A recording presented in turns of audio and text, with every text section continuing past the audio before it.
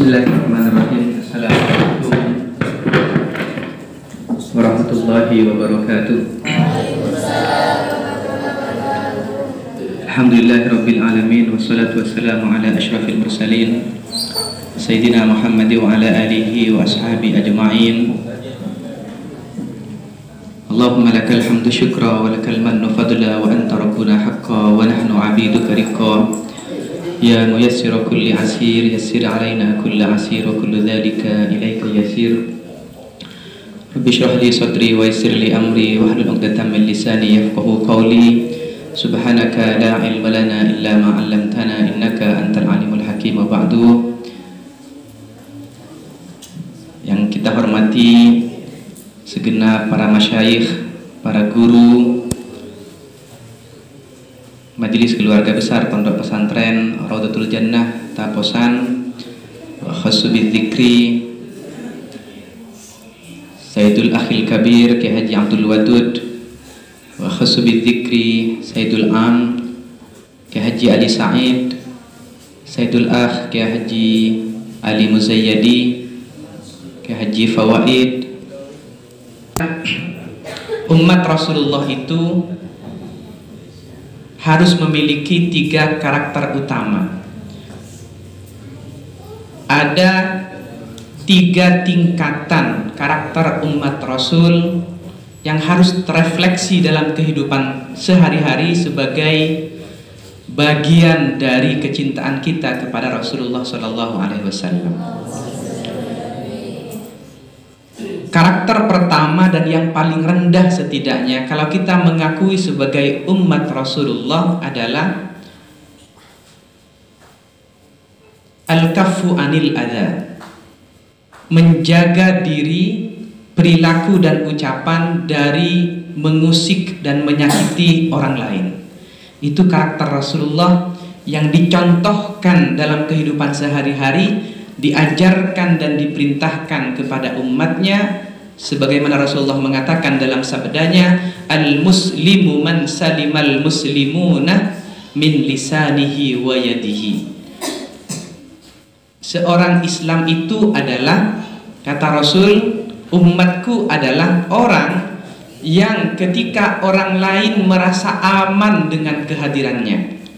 Sehingga prinsip hidup kita, kalau kita mengakui sebagai umat Rasul, sebagai Muslim adalah aku aman bagimu. Ahlan wa sahlan Sayyidul Am Kiai Haji Abdullah. Jadi merasakan kehadiran kita di hadapan orang lain, dalam lingkungan tetangga, lingkungan keluarga, itu membuat orang lain merasa aman, tidak mengganggu orang lain. Kaitoh sifat yang setidaknya paling rendah, sifat yang paling rendah dari umat Rasulullah yang harus kita terjemahkan dalam kehidupan sehari-hari. Ketika karakter yang kedua ini sudah selesai, minimal kita punya prinsip tak nyake orang lain, tidak menjadi beban buat orang lain, maka naik tingkatan pada sifat dan karakter Rasulullah yang harus menjadi contoh dan dicontohi oleh umatnya, yaitu intilakul wajhi, membuat orang lain senang dengan kehadiran kita, nyaman dengan kehadiran kita, dan diwujudkan dalam sabda Rasulullah yang mengatakan tabassumuka ala wajhi akhika sadaqah. Jadi senyummu di depan saudaramu adalah sedekah. Jadi Rasulullah itu selain dia memiliki karakter al-kaffu anil adza, menahan diri dari menyakiti orang lain, tidak mengganggu orang lain, tetapi juga beliau memiliki karakter atau sifat menyenangkan bagi orang lain, membahagiakan orang lain, dan diwujudkan dari kata-katanya, tutur katanya yang lemah lembut, wajahnya yang senantiasa ceria, bibirnya yang senantiasa tersenyum, intilakul wajhi. Bahkan dikatakan Rasulullah, senyummu di depan saudaramu adalah sedekah. Jadi prinsip pertama, aku aman bagimu, masuk ketika kita sudah selesai dengan karakter ini, Naik ke tingkatan yang kedua adalah aku menyenangkan bagimu, aku membahagiakan bagimu. Kehadiran kita membuat orang lain senang dan bahagia. Kalau karakter yang kedua ini sudah selesai, maka karakter yang ketiga dari umat Rasulullah, karakter yang paling tinggi sebagai khairu ummah, kuntum khaira ummatin ukhrijat linnasi ta'muruna bil ma'ruf wa tanhauna 'anil munkar, adalah aku bermanfaat bagimu. Jadi karakter khairu ummah yang dituliskan oleh Al-Quran, dibanggakan oleh Allah dalam Al-Quran, umat Rasulullah sebagai umat terbaik, umat paling akhir, tetapi surga haram bagi umat-umat sebelumnya. Sebelum umat Rasulullah masuk surga adalah orang-orang yang senantiasa memberikan manfaat kepada orang lain. Khairun nasi anfa'uhum linnas. Sebaik-baik manusia adalah yang paling bermanfaat buat orang lain. Jadi tiga karakter ini penting yang harus kita miliki sebagai bentuk perwujudan refleksi Maulid Nabi, sehingga kita tidak hanya memperingati Maulid Nabi sebagai sebuah acara seremonial setiap tahun, sholawatan setiap tahun, tetapi terwujudkan, terefleksikan dalam kehidupan sehari-hari. Karakter pertama, aku aman bagimu, membuat orang lain merasa nyaman dengan kehadiran kita. Karakter yang kedua, aku menyenangkan bagimu, membuat orang lain dan sekitarnya senang ketika kita hadir di satu tempat, di sebuah ruangan, di sebuah acara, karena senyumnya, karena wajahnya, karena perilakunya, karena tutur katanya. Layyinun, hayyinun, sahlun, qaribun minan nas. Itulah 4 karakter yang Rasulullah gambarkan sebagai orang-orang yang diharamkan neraka baginya. Lemah lembut tutur katanya, mudah bergaul, akrab dengan manusia, dan senantiasa mau memenuhi keperluan dan hajat manusia. Dan yang ketiga adalah karakter yang paling penting dan paripurna untuk mencapai predikat khairu ummah, sebaik-baik umat manusia yang dibanggakan oleh Allah dan Rasulnya kelak di hari kiamat, adalah ketika kita bisa memberikan manfaat kepada sebanyak orang sehingga kita bisa menjadi rahmatan lil alamin, rahmat buat semesta alam.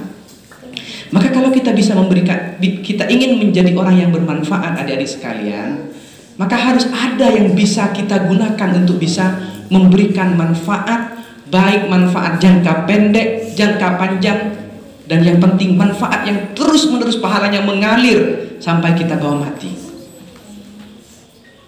Maka kita harus punya kelebihan. Kalau kita punya tenaga yang kuat, tenaga gajah misalnya, tenaga harimau, maka kita bisa memberikan manfaat kepada orang lain dengan tenaganya.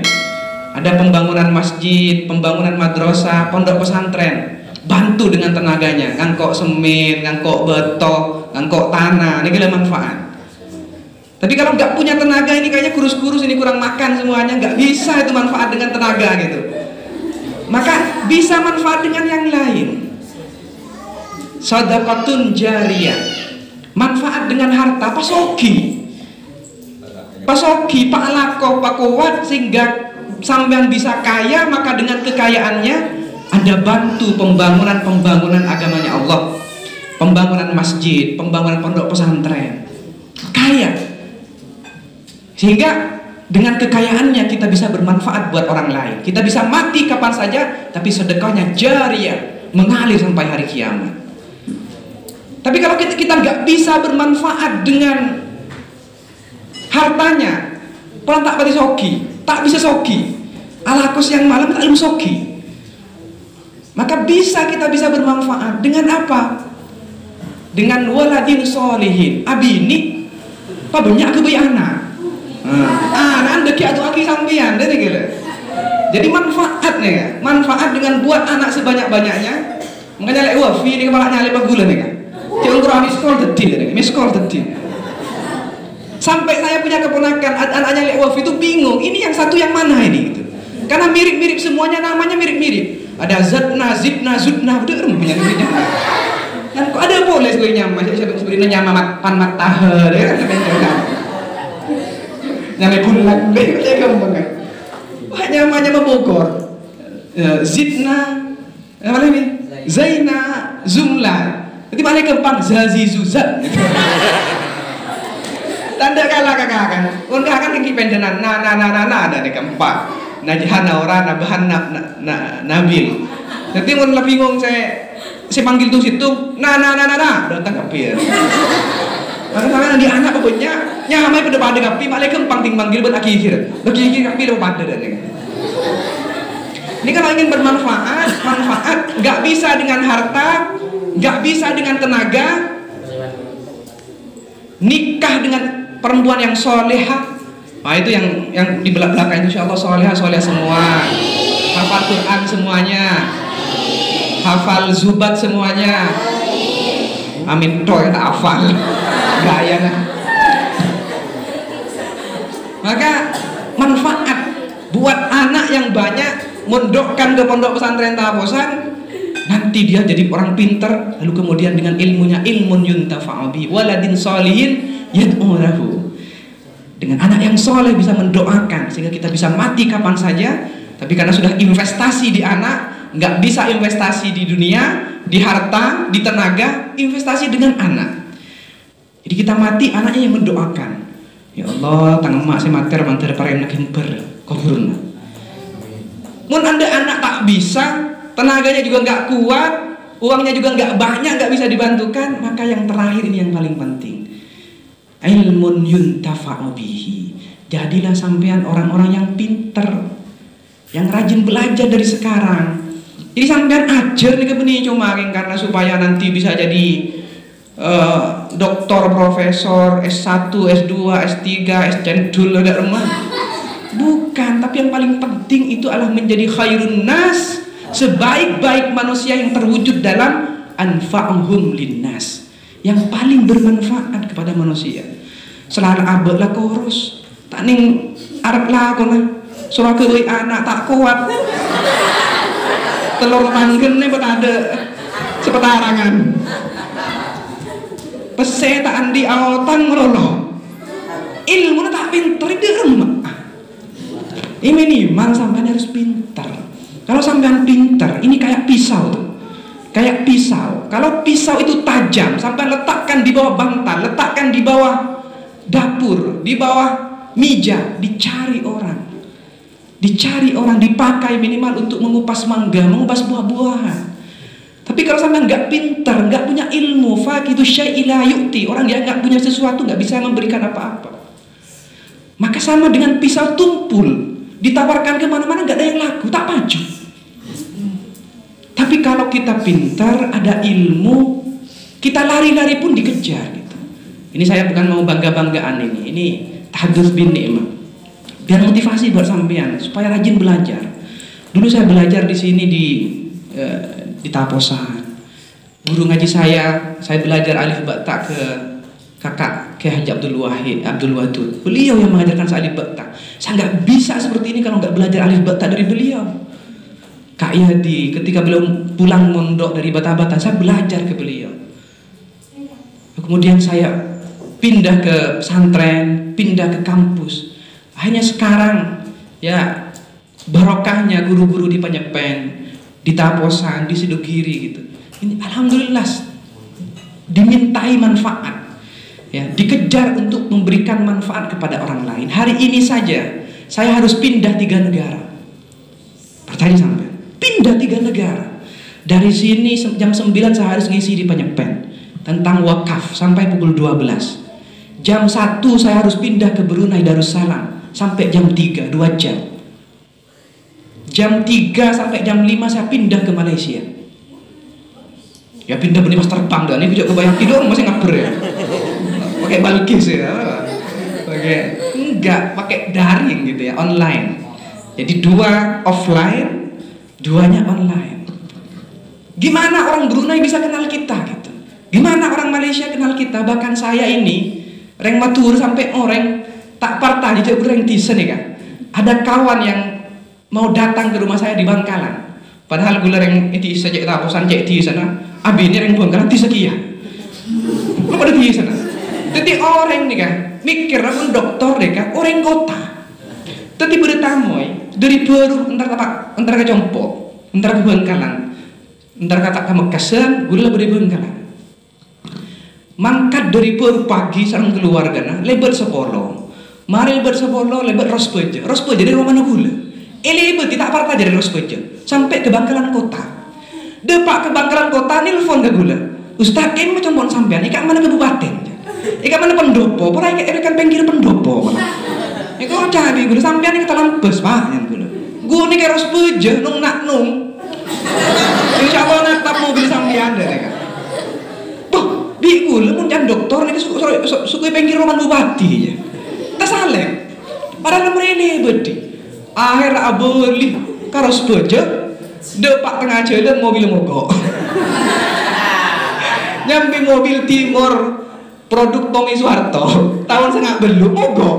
Akhir selatan depak tak salah kalau aku naik sepeda motor. Pal mucak gula, pal gula teroyak magaya. Aku orang ketemu dengan dokter mobilnya mogok ya. Kadang nih gitu, gelar nih ya, kadang menipu. Timun mau nanti gelar nih kan pakai cium tangan abek coba kita asli, padahal abek coba, dia mudah, lek kopi kan. Kelambin nggak sih paling kelambi pasar Senin ke sana, enggak itu aja sana. Tapi karena dokter, suku asli, padahal nonton nih sana. Coba tanya kisah apa artinya, paling nggak kan.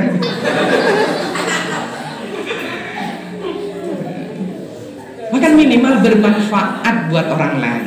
Jadi kalau kita punya ilmu, punya sesuatu yang bisa bermanfaat minimal dengan ilmunya, maka dicari orang, dipanggil orang. Saya itu pulang ke sini karena musibah, mertua meninggal. Tujuannya pingin takziah, pingin istirahat, silaturahim dengan keluarga.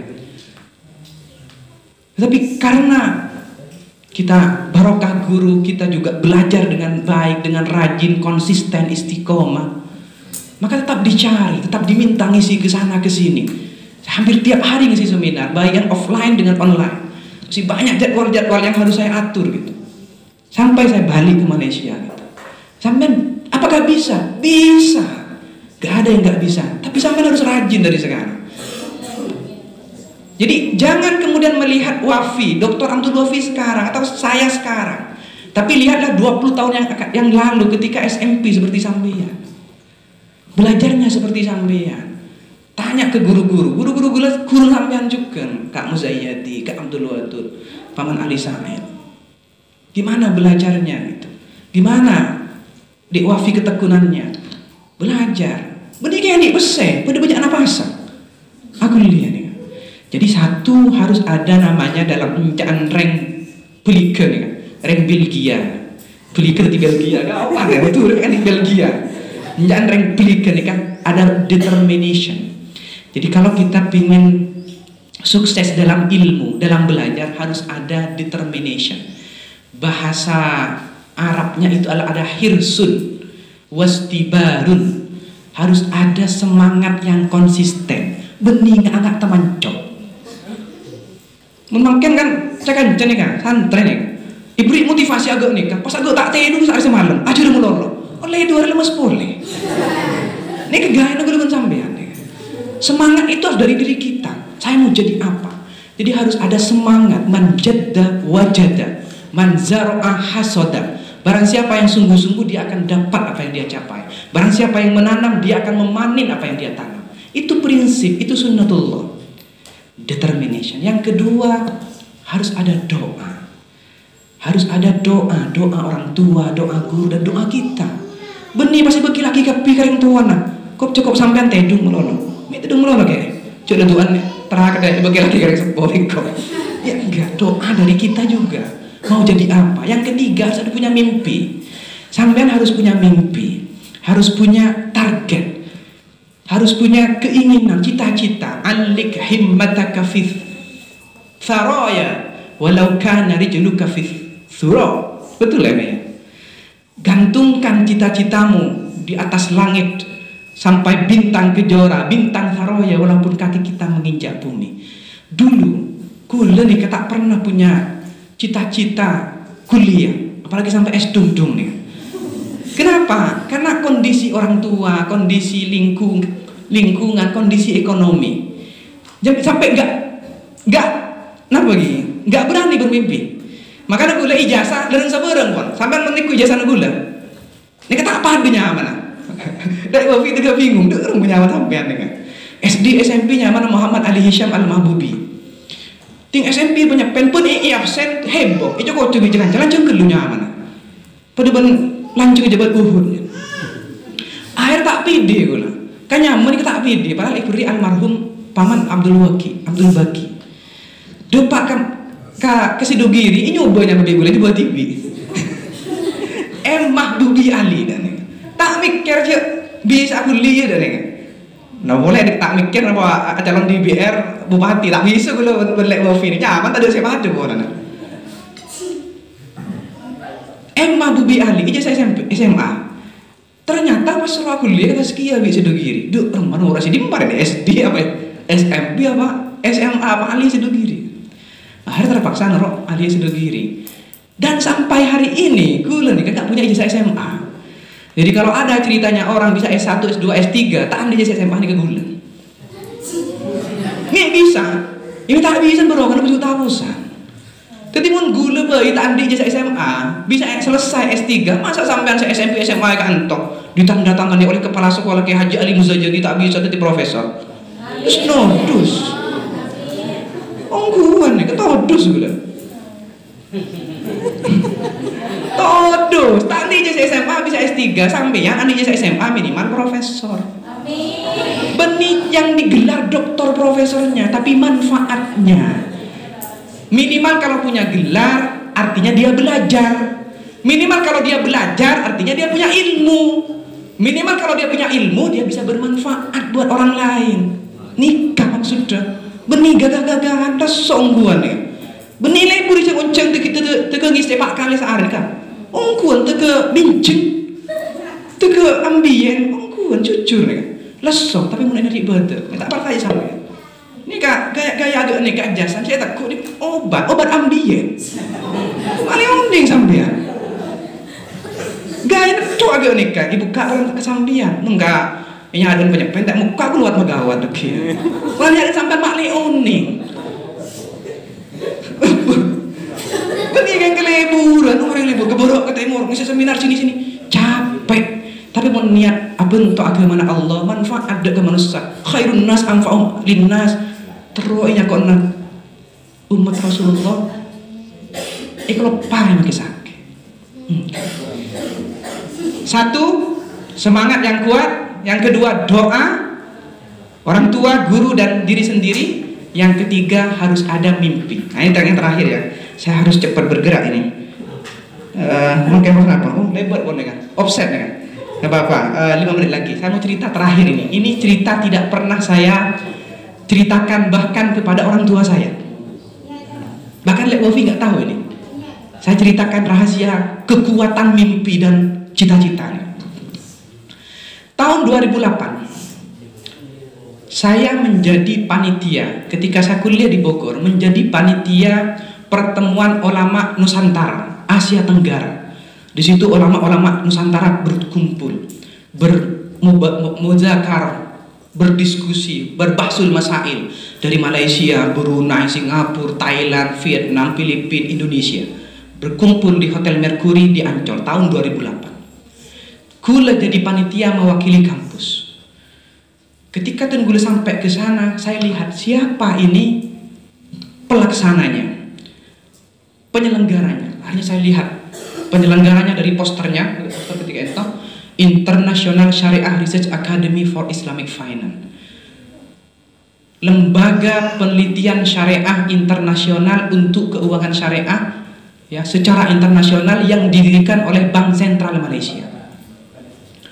Jadi ketika 2 hari saya mengikuti bahsul masail, gula kan lambak kayak Sidogiri lebur bahsul masail utusan kapso peloso kayak alpaweton man kamar. Tutiniku bahsul masail tingkat Asia Tenggara ini kecil lebur. Melebihi bahsul masailnya pesantren, karena ini levelnya bukan hanya pesantren, bukan hanya Indonesia, tapi levelnya Asia Tenggara. Hari kemudian dalam hati gue timbul cita-cita. Suatu saat saya harus menjadi bagian dari pembicara dari acara ini. Suatu saat, apapun caranya saya harus bisa bekerja di tempat ini. International Syariah Academy for Islamic Finance, ISRO. Pokoknya lebih ini kan. Padahal nggak kebayang itu ke Malaysia. Boro-boro mau ke Malaysia, lek wafi daftar ke Malaysia tak bisa mangkat tadi bese. Ini mending kan? Tiap dengan lek saya daftar kada kita mangkat, nah gue mikir sih mangkat di rumah. Cuman waktu itu karena lihat luar biasanya diskusi tentang forex, tentang option, tentang derivatif, tentang lembaga keuangan internasional, maka gue timbul cita-cita. Saya lupa sampai dengan cita-cita itu, tetapi subhanallah Allah tidak pernah lupa bahwa mimpi-mimpi itu dicatat di Lauhil Mahfuz jadi doa, dan Allah yang mengkabulkan kapan Allah mau. Tahun 2009 ada peluang beasiswa ke Malaysia, namanya INSIF, ya, lembaga atau kampus keuangan syariah yang didirikan oleh Bank Sentral. Tapi nggak kebayang itu ISRO, itu sudah lupa saya. Akhirnya saya iseng-iseng dengan kawan-kawan daftar. Lalu kemudian diterima, singkat ceritanya diterima. Alhamdulillah, sabab saya diterima itu saya bisa kuliah di Malaysia, dan sabab itu saya juga bisa memberangkatkan di WAFI. Ketika WAFI saya daftar kada, boleh mangkat kada, boleh saya mangkat beliau. Bagaimana skenario Allah? Satu, Allah mudahkan saya membantu adik saya untuk ke Malaysia. Yang kedua, Allah kemudian mau mengabulkan mimpi saya ketika acara itu dengan caranya. Tidak langsung, tapi elebet kampus kada. Elebet kampus kada, Pak kuliah kada. Tapi saya sudah lupa dengan mimpi itu. Saya lupa dengan cita-cita itu. Karena nggak kebayang bahwa INSIF itu dekat dengan lembaga penelitian ISRO namanya. Kemudian belajarlah saya di situ. Setelah beberapa lama, saya baru tahu bahwa ISRO itu adalah saudara kandungnya kampus saya. ISRO tempat mengadakan seminar itu adalah lembaga penelitiannya, kampusnya adalah lembaga pendidikannya. Tetapi saya ingat dengan cita-cita itu saya nggak berani, karena ketika masuk ke kantornya orang luar negeri kepi. Ada orang Afrika, orang Timur Tengah, tiap bentar Inggris pada nomor kemur. Ingat cuman I love you. Berani aja jadi lambat sih cara pacaran. Ya jadi kata lain. Kan 1, 2, 3, 4 I love you. Dari kecil. Ya Allah Mi, apa ulung? Tapi nggak yakin saya. Nggak bisa lah, saya nggak mungkin kesini nih. Jauh panggang dari api, kata saya. Jauh panggang dari api, nggak mungkin logikanya. Ini cak Inggris ketika masuk ke Malaysia itu cuman berbekalkan pari 1 bulan 2 bulan. Tapi tinggal pak ke kelas, guru ngajar cak Inggris kapi, buku cak Inggris kapi. Petang alam, berkunang-kunang. Demi Allah nih, gue lebih nyantai hidung ke kelas. Kita ngerti apa sih kebetawar ini? Apa sih? Macam buku tak paham. Ini nggak kita ngerti. Rembar musibahku, musibah itu Allah musibah. Lek Wafi ini seksi jalannya karena beliau pernah duduk dengan saya satu kamar.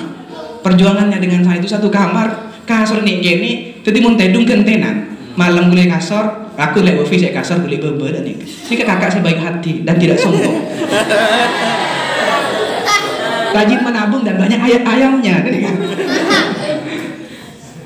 Gue lagi aki mulai Wafi ini, saya cekal di Insya Allah tak tahu mana tokar. Saya ingat melambat atau karena lo sampai every apa dia luar sampai dia dia ambil sampai dari sampai pernah tahu kan mana nikah tak tahu kan jadi mau sampai nanti cerita tahu kan beri dia ambil sampai nih jadi kemalaman nih kan nah singkat cerita ketika saya belajar 6 bulan di Malaysia itu tiba-tiba ada tawaran, ada iklan bahwa lembaga penelitian ini itu menerima asisten peneliti pembantu, jadi pembantu, anggap dulu pembantu nulis. Hanya saya iseng-iseng daftar. Waktu itu nulis buku tentang kaidah fikih dalam keuangan syariah berbahasa Inggris. Daftar dulu, tiba-tiba diterima sebagai pembantu. Jadi bagaimana Allah itu mengatur skenarionya, saya didekatkan supaya mencapai mimpi-mimpi itu sedikit demi sedikit. Satu, diterima beasiswa. Yang kedua, beasiswanya di kampus yang dekat dengan lembaga itu. Kemudian yang ketiga, ada peluang untuk jadi pembantu. Saya kira-kira dok, tapi saya daftar di situ untuk mendekatkan mimpi itu gitu. Kemudian saya diterima ketika saya di Malaysia 8 bulan. Lalu kemudian saya bekerja menjadi pembantu. Tak ngantor, kita membantu dok. Cuma dok kira-kira dok. Lalu kemudian ketika setahun saya kuliah, saya biasanya ya dikit-dikit rajin. Tapi gula makai kuliah kampus A, gula sekolah kiai kampus lek wafi, norok kelas A. Jadi saya itu nggak punya kewajiban sekolah di kampusnya lek wafi, tapi saya ikut kelasnya. Mun sambiang kadang kelas tibi tak masuk. Mun guru tak datang, itu akibat mati. Tengok, orang makan, orang ngajarku, mati tiap, mati olar. Gula kia kuliah, insif nih kan. Seharian malamnya saya masih ikut kelas yang nggak wajib, namanya sit-in, norok bunte, anggap dulu kelas sukarela. Dan ketika saya ikut kelas itu yang mengajar adalah kepala penelitian di lembaga itu. Jadi ketika dia tanya tentang fikih, tentang akad, saya jawab. Sedikit-sedikit saya jawab, kaget dia. Ini murid-murid saya yang asli nggak bisa jawab, ini murid penyusup bisa jawab. Ayo tanya saya, iya, ditanya sampai dari mana? Saya begini, di mana? Kuliah di INSI. Oh, dekat dengan Isra. Ayo, kapan-kapan main ke kantor. Padahal itu adalah orang yang bicara ketika di Jakarta. Saya ketemu dengan beliau dan luar biasa. Pernah jadi wakil menteri juga beliau. Ya, saya main ke kantornya dan beliau menyatakan seperti ini, Pak Bubi gitu. Saya tahu kamu itu menjadi asisten pembantu di sini. Saya lihat kerjanya lumayan. Mau nggak kamu bekerja di sini? Ya Allah. Jadi bagaimana Allah itu ngatur gitu ya? Diputer-puter gitu ya, lewat beasiswa, lewat insif, lewat pembantu peneliti, lewat kelas nyusup gitu ya, namanya scouting gitu bahasanya Lek Wafi itu. Lalu kemudian ditawarin, saya bilang, Prof, saya tidak layak, saya itu bahasa Inggrisnya, saya tahu diri, saya itu bahasa Inggrisnya belepotan, saya bilang, saya itu di kelas aja nggak paham, banyak sampean ngomong itu kayak orang kumur-kumur gitu. Apa sampean? Jadi saya nggak layak, saya bilang, saya itu tahu diri, saya itu nggak percaya diri. Tapi kata beliau, nggak apa-apa Mas Bobi, saya yang penting sampean mau belajar, saya akan langsung didik sampean. Betul, saya masuk ke situ, beliau yang langsung menggembleng saya. Apa yang terjadi? Satu, Allah kabulkan mimpi yang pernah terbersit di Jakarta itu untuk bekerja di situ. Allah juga kabulkan mimpi saya untuk menjadi pembicara di acara tahunan ulama Nusantara berbicara tentang isu-isu syariat keuangan syariah setiap tahunnya sampai hari ini. Sejak tahun 2012 hampir tiap tahun saya diundang menjadi pembicara mewakili Indonesia. Mewakili Indonesia. Ini yang membanggakan saya. Tidak hanya mewakili Taposan, mewakili Indonesia. Dan setiap tahun acara itu dari Indonesia cuma ada 2 orang paling banyak. Dan dari 2 orang itu kemungkinan dan seringnya saya menjadi salah satu dari mereka. Tahun ini melalui online saya diminta untuk bicara tentang bagaimana menggunakan uang zakat untuk court, untuk dihutangkan, untuk pembiayaan. 2 tahun yang lalu, tahun kemarin, sejak 2012, bayangkan, nggak pernah kebayang. Bahkan rektor saya, mungkin pernah dengar Dr. Syafi Antonio, gitu ya, yang ketika beliau berbicara, saya selalu mendambakan untuk bicara seperti beliau. Gitu. Dan ketika tahun 2019 beliau juga menjadi wakil dari Indonesia di forum Cendekiawan Nusantara itu. Itu tahun 2012 di Brunei, saya menjadi pembicara, beliau jadi moderator. Dan beliau mengatakan yang paling membanggakan saya katanya, karena anak saya diakui di depan forum anak ananda saya, alumni Tazkiyah yang baru lulus, menjadi pembicara dan saya jadi moderatornya. Itu yang membanggakan saya. Subhanallah. Apa poinnya? Bukan saya membanggakan apa yang saya raih, tapi yang ingin saya tekankan adalah bahwa kita harus punya cita-cita. Kita harus punya mimpi. Cuk mikir pandang disareng tani. Tandi napa pas tak bisa tadi napa bisa. Pangeran sih bisa. Pangeran sih mah bisa. Karena cita-cita yang kita letakkan, mimpi yang kita tanamkan itu adalah doa. Oleh karena itu saya selalu mengatakan, jangan pernah meremehkan mimpi. Karena suatu saat mimpi itu akan jadi kenyataan. Lambat laun, lambat atau cepat. Minimal kalau tidak itu sudah menjadi niat kebaikan, sehingga tercatat menjadi pahala buat kita. Makanya setelah itu saya senantiasa menuliskan target-target hidup saya. Saya punya kalender hidup. Maka terlancung umur kalender hidup dulu sampai umur 100 tahun. Yang tak ada 100 tahun kita anak pasti penting. Niatnya umur lanceng maklum manfaat lanceng. Padahal kok amat. Pada umur lanceng toh. Sekali lagi terima kasih atas perhatiannya. Itu pengantar agak panjang juga. Jam 9 ternyata sudah. Atas perhatiannya saya tutup di sini. Jadi itu intinya. Semoga ada manfaatnya dan menjadi motivasi kepada kita sebagai santri dan murid di Penyepen, dan semoga ini bisa menjadi inspirasi. Saya tidak ada niat untuk menonjolkan diri, membangga-banggakan diri. Kalau ada kebaikan maka itu adalah kebaikan dari guru-guru kami, orang tua kami di sini, gitu ya. Kalau ada motivasi, inspirasi yang bermanfaat, maka insya Allah semoga ini menjadi kebaikan buat bersama. Jazakallahu. Terima kasih atas perhatiannya. Mohon maaf segala kekurangan, kecakalangan. Setajana dari guru, dari family, menjadi. Assalamualaikum warahmatullahi wabarakatuh. Saya langsung izin, karena ini sudah jam 9, tapi saya sudah komunikasi dengan panitianya, akan dimulai jam 9:30.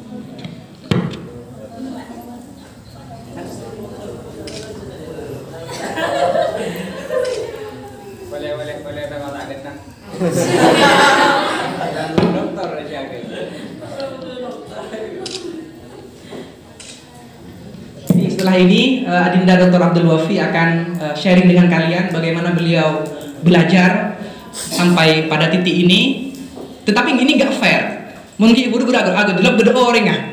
Mungkin beliau agak delok beda orang. Jadi ditusang mun agak delok bulat. Karena itu dirasakan. Mun beda orang kan. Nah, jadi tak boleh agak delok bulat. Kita beda sama orang masalah. Terima kasih, saya mohon diri buat semuanya. Minta maaf nggak bisa pamitan satu persatu. Semoga sukses acaranya, insya Allah. Jumpa lagi pada kesempatan dan peluang yang baik, insya Allah.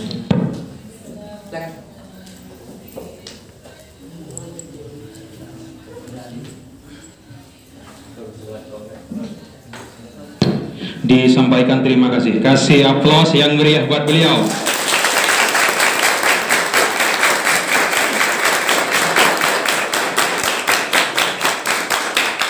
Ya, terima kasih.